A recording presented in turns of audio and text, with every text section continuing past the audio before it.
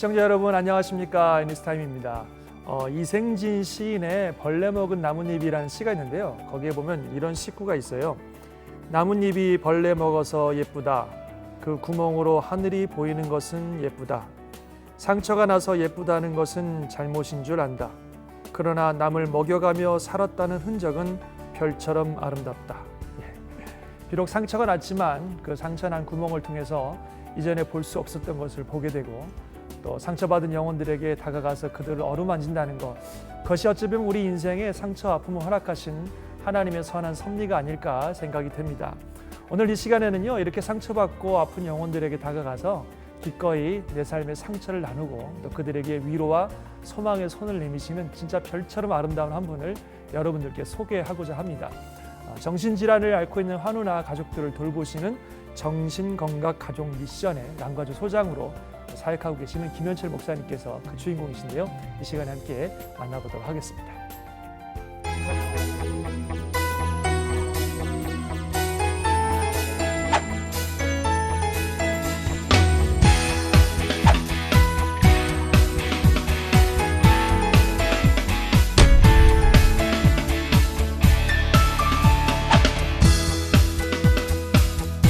안녕하세요. 네, 안녕하세요. 이렇게 오셔서 감사합니다, 목사님. 아유, 제가 더 감사해요.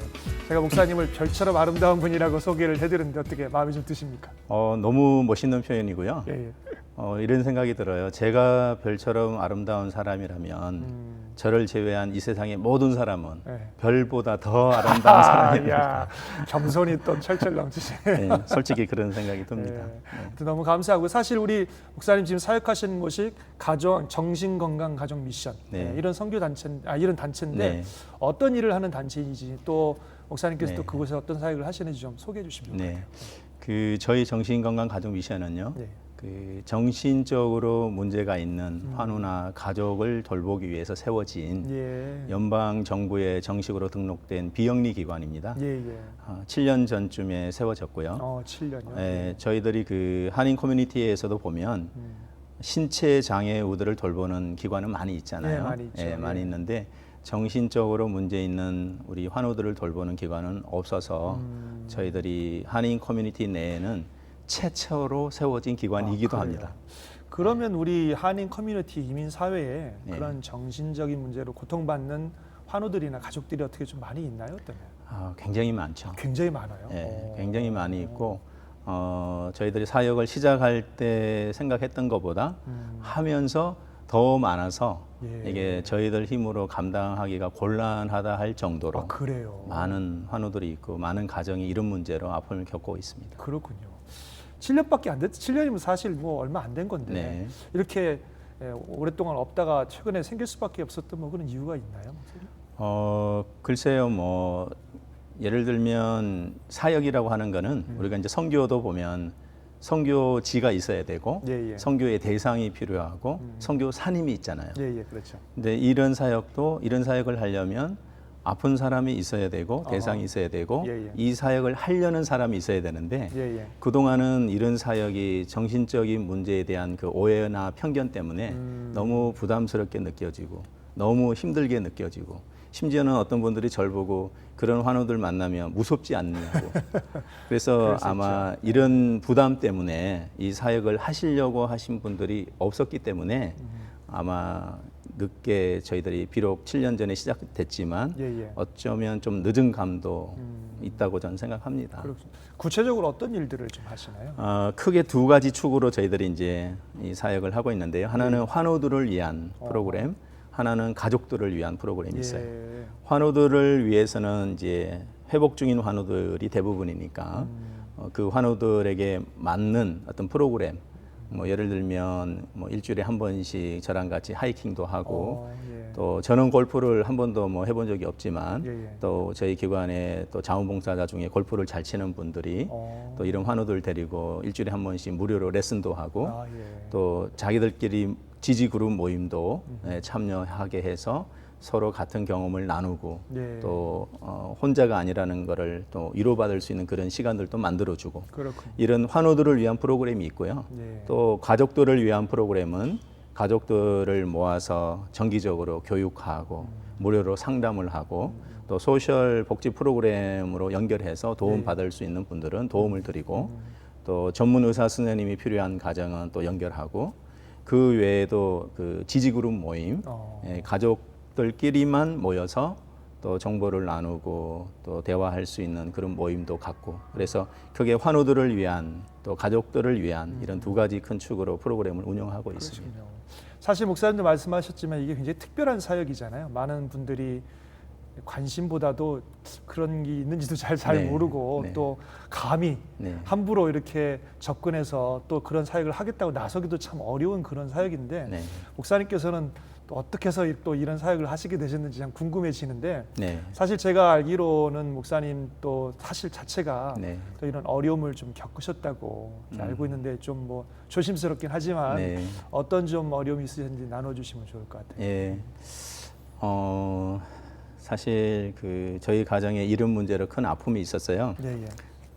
저는 장남이고 여동생만 셋이 있었는데요. 제 바로 밑에 여동생이 이제 대학 입학한 이후에 처음에는 좀 우울한 모습을 보였어요.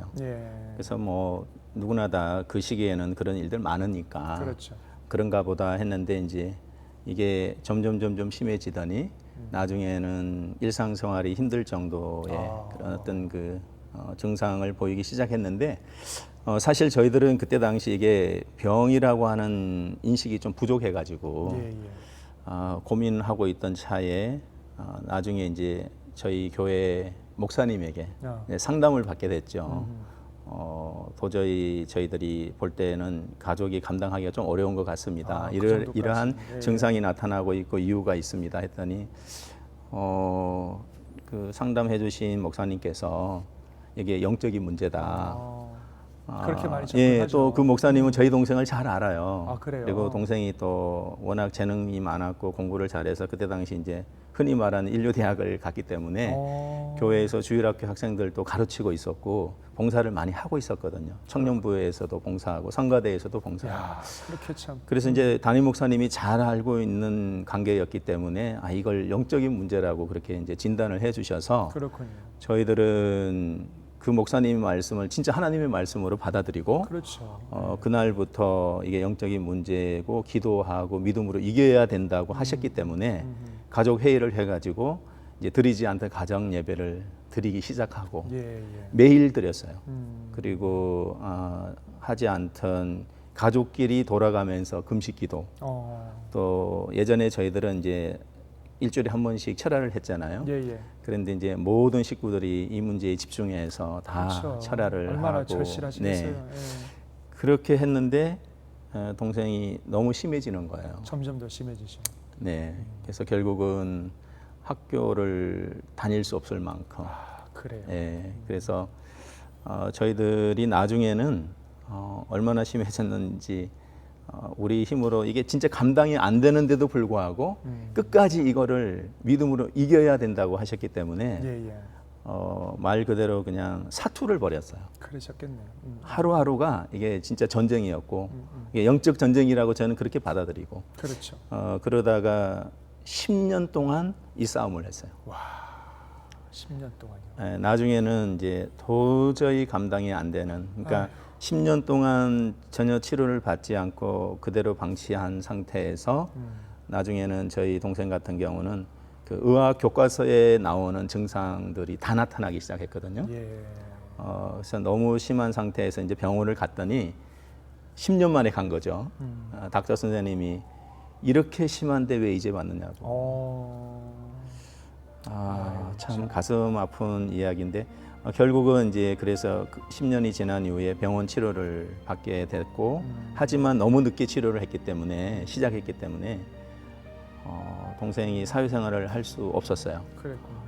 그래서 이제 약 먹고 좀 좋아지면 병원에 입원한 상태에서 퇴원해서 집에 오고 또 좀 심해지면 다시 입원을 하고 이렇게 반복하다가 작년에는 동생이 또 망상 증세가 좀 있었거든요. 자기 육체에 다른 병이 또 생긴 거예요. 근데 본인이 망상 속에서 하나님이 뭐 봄이 되면 자기를 완전히 치료해 주신다고 했다. 이런 망상 속에서 가족들에게 얘기를 않고 나중에 이제 저희 둘째 동생이 언니 가슴이 좀 이상해 보인다고 그래서 이제 30분을 눈물로 설득해서 병원을 데려갔는데 진단 결과 유방암 말기 판정을 받았어요. 그래요. 그리고 항암 치료 1차 하고 2차 항암 치료를 앞두고 있는 상태에서 하나님이 불러가셨습니다. 그래서 27년 가까이 이제 정신질환으로 고생하다가 작년에는 하늘나라로 보낸 그런 사연이 있습니다. 참 그런 과정을 겪으시면서 하나님에 대한 원망 또 왜 이런 일들이 일어나나 네. 그런 또 의문이나 이런 것도 많이 생기셨을 것 같아요, 그렇죠? 사실 많았죠. 네. 많았는데 이제 저는 신앙인으로서 하나님이 허락하신 연단이라고 하는 거는 동의했어요. 그거는 동의를 했는데 제가 가진 가장 큰 궁금한 의문점이 뭐였느냐면 왜 이렇게까지 하실까? 그렇지. 제가 늘 그 마지막에 그 동생을 병원에 데려가기 직전까지 기도하면서 물었던 질문은 하나님 이렇게까지 하셔야 합니까? 이 정도면 된 거 아닌가요? 연단이라고 하는 거를 계획을 가지고 우리에게 허락하신다면 이 정도면 된 거 아닙니까?라는 질문을 계속했어요. 그렇죠. 계속했는데 그럴 수밖에 없었던 여러 가지 뭐 이유가 있었죠. 너무 힘들었고요. 그래서 가장 큰 질문은 왜 이렇게까지 하시나? 그것이 저에게는 가장 큰 의문이었습니다. 그래요. 사실 이제 오늘 그런 얘기를 좀 많이 나누겠지만 그런 문제들이 생겼을 때 이거를 영적으로 보느냐 아니면은 다른 방법들로 치료를 해나가느냐는 참 고민이 많이 되는 문제고 또 그것이 아마 목사님의 사역에 중요한 또 어떤 축이 되지 않는가 생각이 되는데 그 얘기는 좀 이따 더 우리 자세히 좀 하도록 하고요. 먼저 좀 목사님 개인 신앙 얘기 좀 더 들어봤으면 좋겠는데 어떻게 목사님으로 헌신을 하게 된 어떤 계기가 있으세요, 목사님께는? 저는 그 3대째 예수 믿는 가정에서 다행히 태어났어요. 네. 근데 이제 그 우리가 흔히 말하는 그 모태 신앙이라는 게 난 못해 뭐 이런 그런 농담도 있잖아요. 근데 저는 사실 반대였어요. 그래요? 네. 저는 이상하게 그 기독교 가정에서 자란 거에 대한 그 뭐 반감이나 거부감이 전혀 없었고요. 또 특별히 저희 어머니께서 이제 어렸을 때부터 저에게 해주신 얘기가 너는 첫 아이인데 태에 품었을 때부터 이 아이가 만일 아들이면 하나님께 드리겠다고 저희 어머니가 서원 기도를 하셨다는 거예요. 그래서 저는 이제 서원 기도가 뭔지는 모르지만 막연하게나마 나는 태어날 때부터 하나님의 종으로 바쳐지기로 그렇게 결정됐나 보다. 근데 그 소리가 싫지가 않았어요. 그래요? 싫지가 않았고 초등학교 다닐 때부터 저희 어머니가 늘 너는 이제 앞으로 주의 종이 될 사람이고 목사가 될 거니까 몸가짐도 바르게 해야 되고 항상 모범이 돼야 된다. 그래서 늘 정말 그 모범적인 생활을 했던 것 같아요. 그러세요. 그러다가 제가 중학교 2학년 때 여름 교회 그 학생 수련회가 있었어요. 그 수련회에 참석하고 정말 말로 표현할 수 없는 너무너무 큰 은혜를 받은 거예요. 그거를 지금도 생생한데요. 너무 큰 은혜가 임했어요. 그래서 이제 회개도 나오고 제가 뭐 그렇게 큰 범죄를 저지른 건 아니지만 살아온 삶에 대한 그 회개가 정말 생기더라고요. 그리고 그때 은혜가 임하면서 저에게 뭐가 이게 하나가 탁 깨달아졌냐면은 하나님을 위해 생을 헌신하는 것이 가장 가치 있는 일이겠다. 이런 생각이 들은 거예요. 중학교 2학년 때. 그래서 나는 진짜 하나님을 위해서 내 삶을 드리고 싶다. 그리고 어렸을 때부터 어머니가 해주신 얘기, 너는 목사가 될 거다 이랬는데 아마 그게 영향을 좀 줬던 것도 같아요. 그래서 그때 결심을 했어요. 나는 이 다음에 목사가 돼서 정말 하나님을 위한 일을 해야겠다. 근데 이제 그거를 속으로만 간직하고 비밀로 혼자서만 간직하고 누가 너 꿈이 뭐야 그러면 저는 거짓말했어요. 왜요? 뭐라 그러셨어요? 그거를 드러내고 싶지가 않아가지고 나만의 비밀이니까. 그 남들이 물어보면 뭐라 그러세요? 남들이 물어보면 나는 군인 되고 싶다, 뭐 변호사 할 거야, 그러셨어요? 뭐 이런 얘기로 계속 속여왔어요. 심지어는 제가 그 고등학교 때 이제 문과 이과를 나누잖아요. 그때 이제 지방에 살다가 서울로 전학을 왔는데 문과 이과 나눌 때도 선생님이 너 문과 갈까 이과 갈까요? 저 이과는 아닙니다. 그럼 문과 뭐 할 건데 속으로는 나는 신학 공부하려는 계획이 있었음에도 불구하고 정치 외교학과 갈 거예요. 아, 그러셨어요. 아주 너무 소중한 거라서 그냥 가져가고 싶으시네요. 네, 이상하게 그거를 한 번도 남에게 제 꿈을 제대로 딱 드러내지 않았고요. 그런 어떤 배경이 있었어요. 그렇군요. 또 목사님 특별히 또 하나님이 주신 꿈이 있으셨다면서 어떤 특별한 꿈을 통해서 다시 네. 한번 그 소명을 확인할 수 있었다고 들었는데 어떤 건가요, 이건? 이거는 제 생애 처음으로 얘기하는 겁니다. 아, 그러세요? 야, 영광이네. 야, 감사합니다. 예, 제 이 꿈은 제 아내에게도 사실 하지 않았고요. 그래요. 또 저희 부모님도 모르고 계세요. 오늘 하셔도 괜찮겠습니까? 그래서 사실 굉장히 주저하면서 그런데 이제 이게 뭐 신학적으로 논쟁을 불러일으킬 만한 것은 아니고 예, 예. 제 개인 주관적인 경험이니까 그냥 간증 차원에서 그래요. 제 개인 스토리이니까 잠깐 말씀을 드리겠습니다. 감사하네. 예, 예. 제가 이제 그 군대를 갔다 와서 이제 신대원을 다니고 있을 때였는데요. 예, 예. 학교에서 저를 뭘 잘못 판단하셨는지는 모르겠지만 예, 예. 이제 교수 후보로 선발을 해줬어요. 이게 잘못 판단한 게 아니시죠. 그래서 정말 겸손하시네. 예, 예. 저보다도 뭐 더 우수한 학생들도 있었는데 저를 이제 선발을 해주셔가지고 예, 예. 제가 풀 스칼러십을 받고 미국 유학을 갈 수 있는 그런 특전이 주어졌어요. 예, 예. 그래서 그 당시에 그 학교 그 학장님께서 어차피 이제 유학 갔다 오면 학교에서 교수로 일을 할 거니까 미리 경험을 학교 행정을 좀 익히는 것도 좋겠다. 예. 그래서 학생처 자리도 하나 만들어 주시고 와, 대단하시네. 교직원으로 근무를 하면서 공부를 하고 있었거든요. 근데 어느 날 이제 유학을 앞두고 있었으니까 기도를 당연히 하죠. 그렇죠. 유학 과정을 잘 마치게 해주시고 지혜를 주시고 뭐 이런 기도를 하다가 이제 잠이 이렇게 스르르 들었어요. 근데 이게 꿈인 것 같기도 하고 아닌 것 같은 그런 느낌. 잠깐 졸았는데 제 몸이 이렇게 공중으로 올라가는 거예요. 어허. 제가 어디론가 이렇게 막 날라서 올라가더라고요. 날개도 없는데. 그러다가 어느 순간에 이렇게 탁 어딘가 떨어졌어요.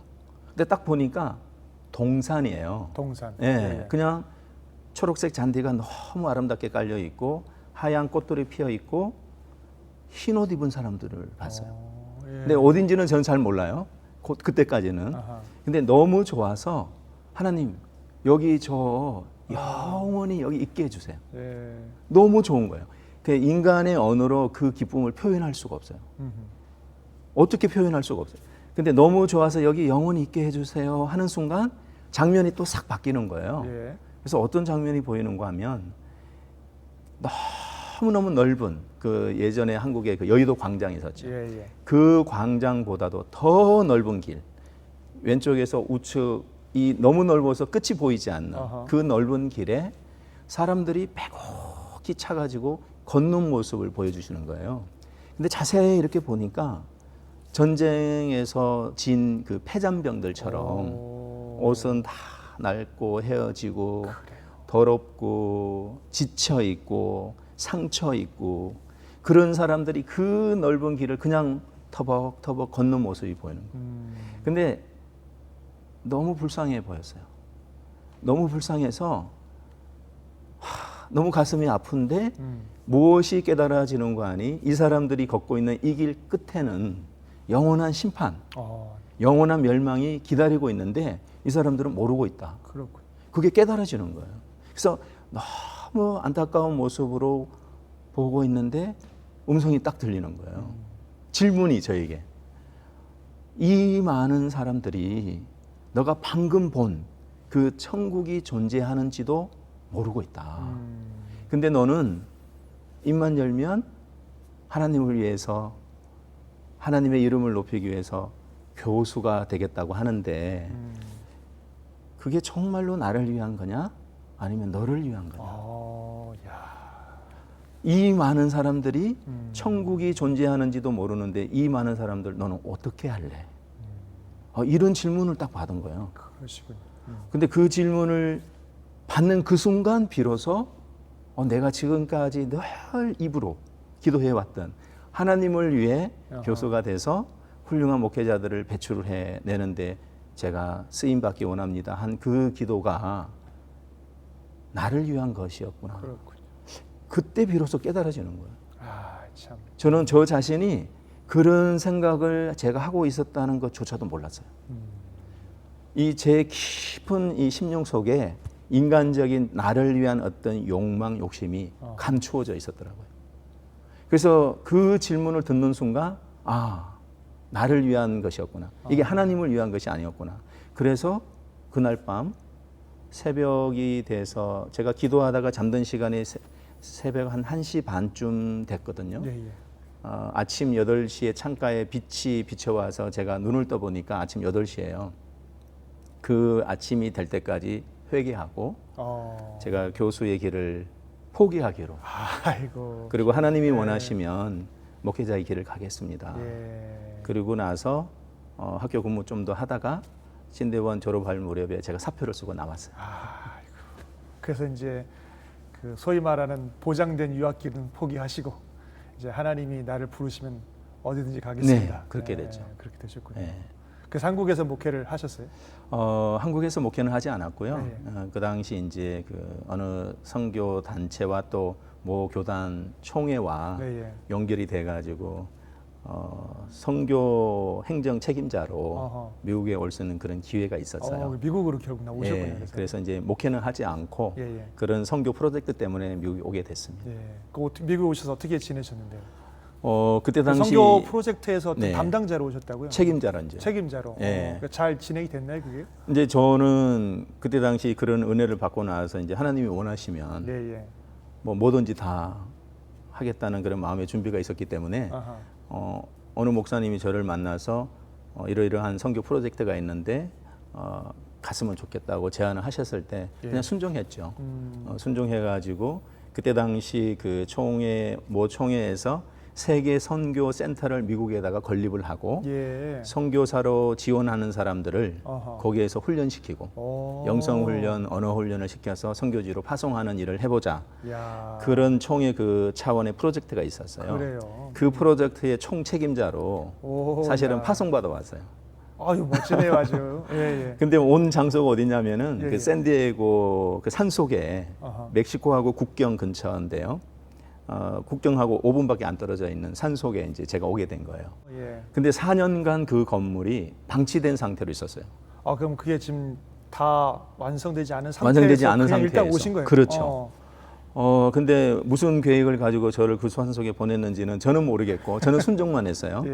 그리고 저를 인솔하신 분이 운전하시는 목사님 미국에 계시는 분이 도움 주셔서 저를 인솔한 분은 한국에서 저랑 같이 와가지고 산속에다가 저를 내려놓고 이분들은 하산하신 거예요. 좀 있어 보라고. 근데 산속이 TV도 없고요. 라디오도 없고. 그래요? 미국에 온 지 며칠 되지 않아서 바로 산으로 갔기 때문에 차도 없고. 그 다음에 사람도 없고. 거기에다가 그 1월 달 초에 제가 거기를 왔는데 1월 중순이었을 거예요. 너무 추운데 온수가 안 나와요.